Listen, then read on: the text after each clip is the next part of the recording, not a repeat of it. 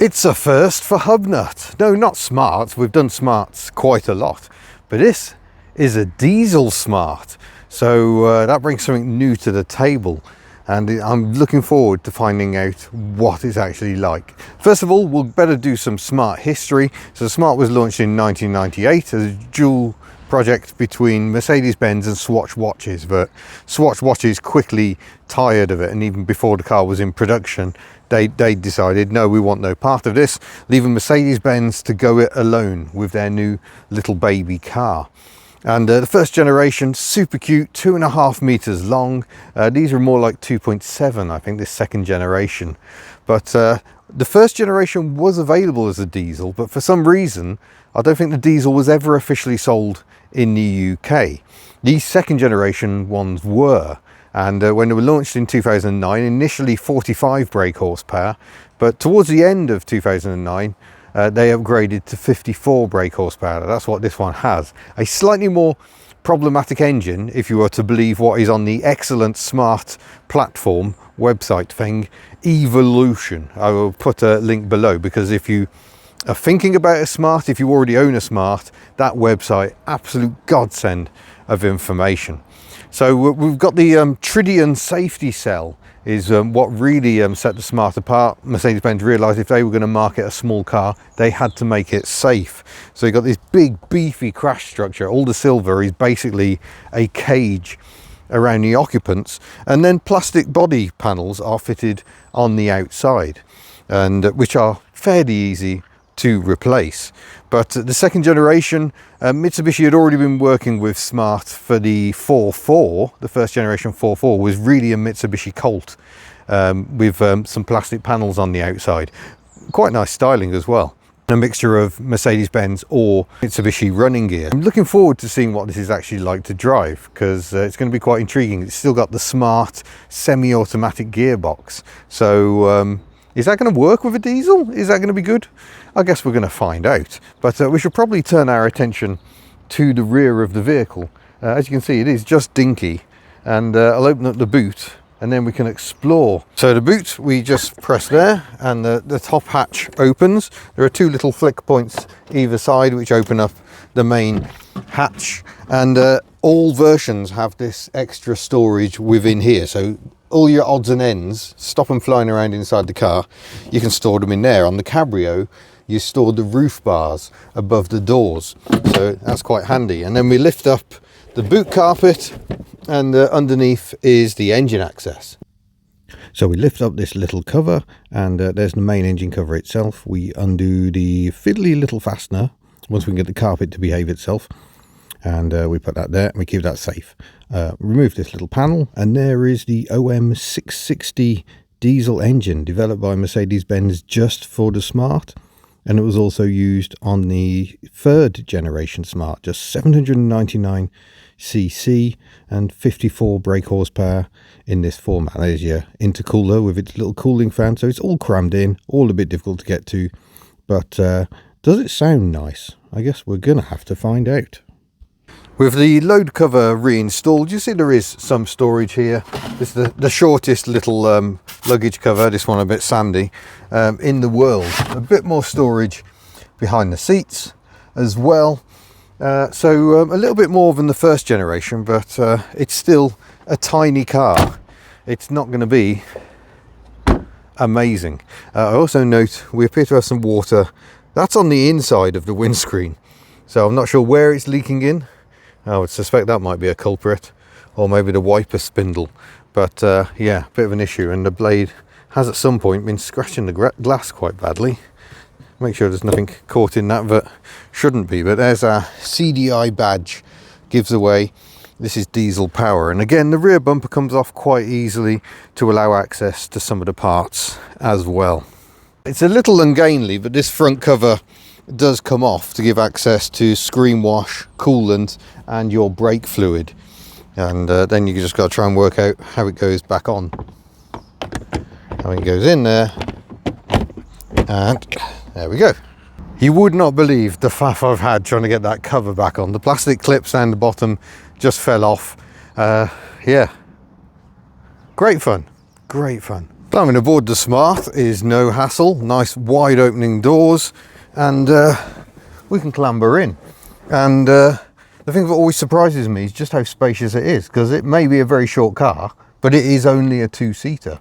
So there's plenty of room for activities. Second generation has a polycarbonate roof for a bit more light, rather than the glass of the earlier versions, which can explode rather alarmingly. Bringing you in, we've got a couple of pods for the rev counter and the clock, which is nice. It'd be nicer to have one for turbo boost maybe. Air conditioning on this example. Here's your heater control, so that's your temperature control and your fan speed, like so, and direction there. Nice little vents here. I think a more recent doubled in head unit, I could be wrong. Blanking plugs ahoy here. All we got is hazards, a very fake clicky noise. There's 12 volt power outlet down there. Here's your gear selector. So we're currently in neutral for starting. It's back for reverse and over to the left for plus or minus. This button engages automatic mode, where it takes control of the shifting for you. Automated manual rather than a proper automatic. So yeah, takes some getting used to. Very similar stalks to the first generation. So side lights, headlights, fog light. It's quite clever, because as soon as you turn your lights off, you've turned your fog light off. A little display ahead, 109,000 miles on this example. It's done 10,000 with the current owner, apart from one small pipe leak at the back. No other issues to report. Wiper stalk over here. We've got a phone mount installed. We've got electric window switches down here. I'm just wondering, oh yes, there's your rear defogger, is the middle button up there. We've got a little glove box, little being the operative word there, but it's quite stylish, and I quite like the trim. But here's your polycarbonate roof. There is a cover that makes interesting noises if you'd rather not have the sun, but here in Wales we very much make the most of it. Little interior light, there we go, and tiny little sun visors as well. So everything you kind of need to go down the road. But I guess you're probably curious to know what it sounds like starting. So I shall get the key, which goes down here, Saab style, because it locks it. What you can do is put it in reverse and then take the key out, and then it's locked in reverse. So it makes it harder to steal the car, rather than having the more traditional steering column lock. But we shall go to position there, back into neutral to start, and the engine purrs into life. Let's turn the fan speed down a bit so you can actually hear it.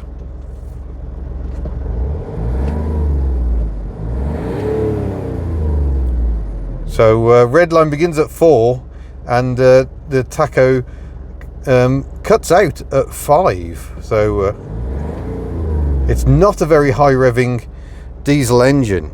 Incidentally, the pedals are pendant style, so they pivot from the floor, which can take a bit of getting used to.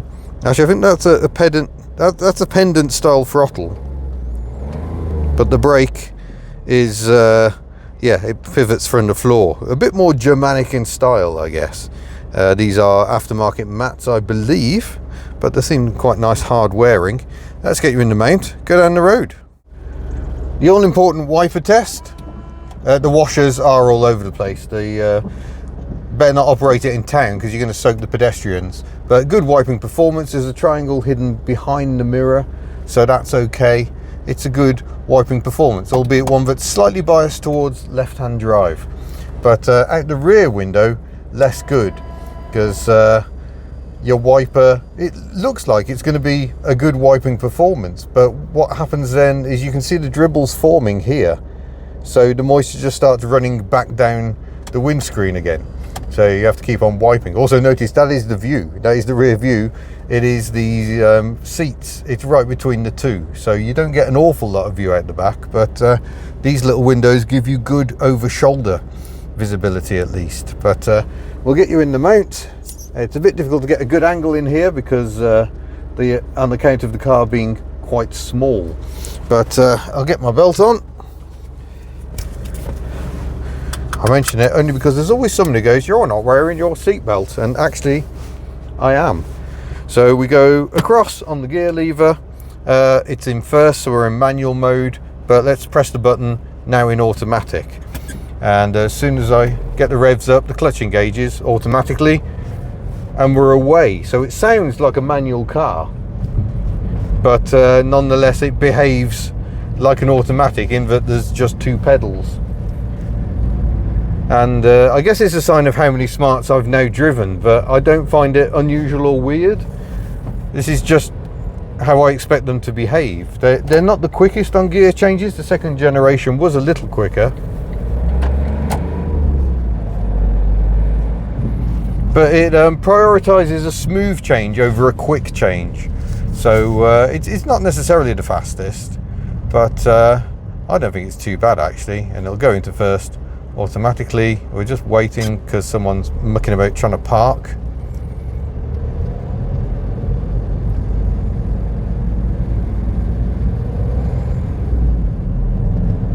But the reason Smart went for an automated manual is to make it as simple as possible to drive in a city environment, so you're not having to worry about a clutch, but also it doesn't impact the fuel consumption. The claimed consumption of the Smart 4.2 diesel is around 80 mpg, and the owner's finding is not quite there, but 60 seems entirely realistic and very, very possible, which is not to be sniffed at. It's free road tax as well, because based on the emissions. But yeah, you just leave the gearbox doing its thing and it just sort of gets on with it really. There we go, we're now into third gear at just about 1200 revs there. It does like to use the torque of the engine, and the torque of this 54 brake horsepower version is actually pretty substantial.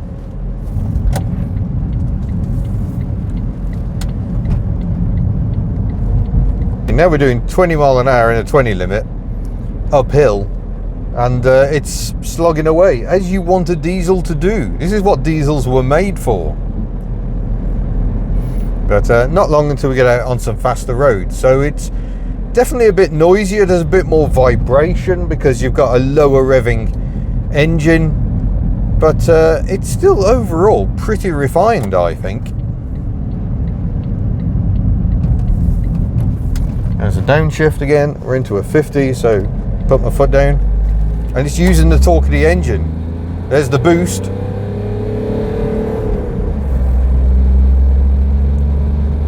Very tall gearing, so acceleration does not feel particularly brisk, but we are going up quite a steep hill here. We're up to 60 miles an hour, and I think we're still in 4th gear at the moment. The hill a bit too severe for it to go for top. First generation Smart was a 6-speed unit, second generation just 5 speeds, which makes a big difference. First generation, you kind of find it's changing gear all the time, and it makes the acceleration super slow because it's spending so much time changing gear. This, I think 5 is just a happier number of gears. In reality, those 6-speed units were actually a 3-speed unit with a changeable final drive. So it's like 2 3-speed gearboxes. I don't know what the makeup of these are. I don't know if it's just a more conventional 5, but I'm going to have to turn the heat down and get them roasting in here. So wait, pick a gear, and then you've got to wait for the boost, and acceleration can begin. This is the sort of thing, as you drive a Smart and get to know it more, you start to realise that a bit of manual control every now and then doesn't go amiss. It's very easy. All I have to do is press the button on the side of the selector or manually choose a gear, and it will go into manual mode. So you learn that sometimes it's better to predict the bend. The car cannot see, so the car cannot look at the terrain ahead and predict, oh well, there's a bend coming, I'm probably going to need to down change. It will sometimes down change going down a hill for more engine braking, but that's just a response to angles. It detects that you are going down a hill. It can't see a bend. So as we go down this road, I know it's going to get tight and twisty in a minute, so I can apply the brakes. We'll do a downshift, and I'm going to leave it in fourth. I don't want it going back up because I know there's another bend coming up. Again, the car cannot anticipate this. I might go for third. And then just as I'm wanting to get back on the power, the engine is in the right rev spot. So that's how you get the best out of a smart gearbox. Sometimes you've got to manually anticipate. And then very quick to respond to your driver inputs when you change gear. It's all good stuff, really. But if I just leave it, we're in third at the moment. If we come to a stop, it will automatically select first gear, so I'm ready to go.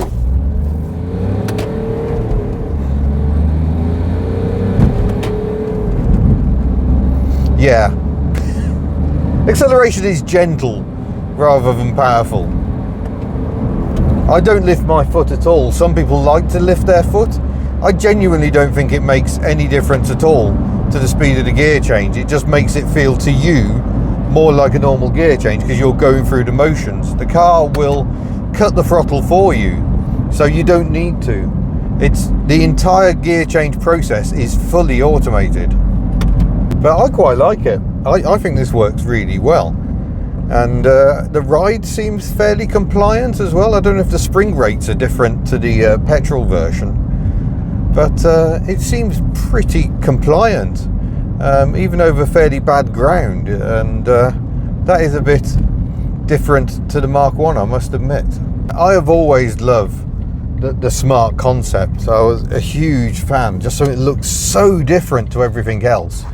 Like many people, I didn't love the gearbox, but I kind of grew to understand it, and that's what you have to do. With the best will in the world, almost every automatic gearbox I've ever encountered requires you to learn and predict what it's going to do, and the Smart is no different. And the more you drive them, the more you get used to it, the more you anticipate, the more you can kind of expect what it's going to do and where you might want to take manual control. Like, we're looking at a hill now and it's gone for fourth. Over ambitious, but the car can't see there was a hill coming up. But we're in a 30 limit.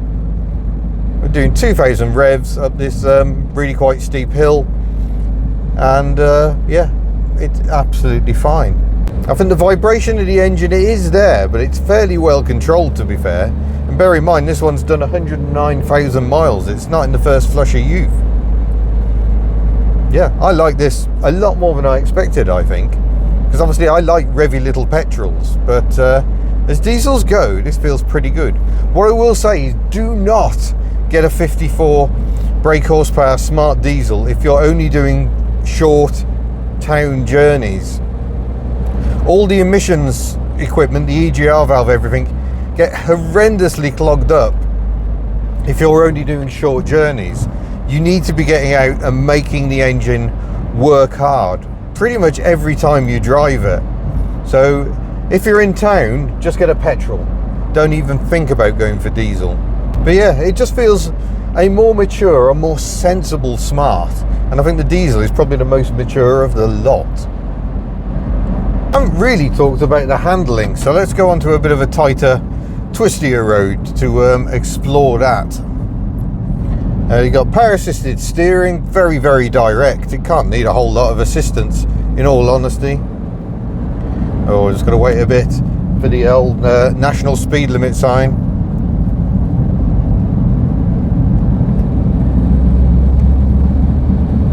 Little bit of turbo lag.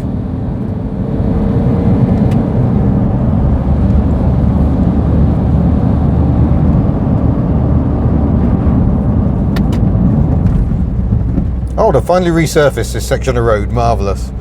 Won't go crazy because we don't know how much grip's on offer, but they do just handle. They will eventually push into understeer, but they're pretty safe in terms of handling.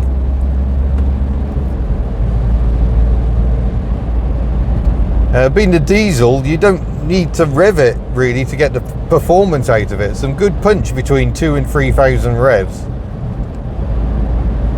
Oh, this is so much better. This road was absolutely ruined. But yeah, the steering's got some nice heft to it. It seems to weight up perhaps the assistance level drops as you go faster, because like I said, there isn't that much weight at the front of a Smart. I think it's mostly there just to help with parking and manoeuvring. But yeah, I'm amazed how well this one drives. It feels really, really good. But you're just always aware the engine does vibrate away a little. So if it's smoothness you want, you probably want to stick with the petrols. But if you're in search of ultimate economy, then the diesel is well worth a look.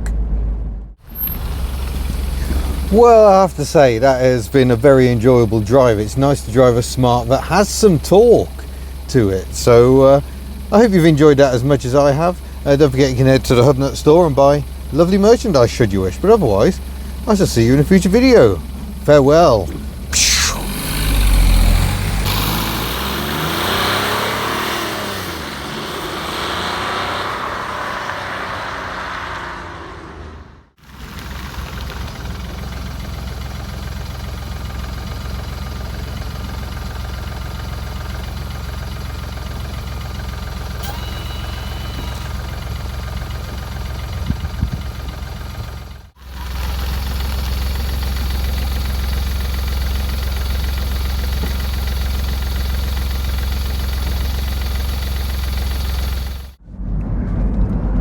Oh yeah, you get that electric shove.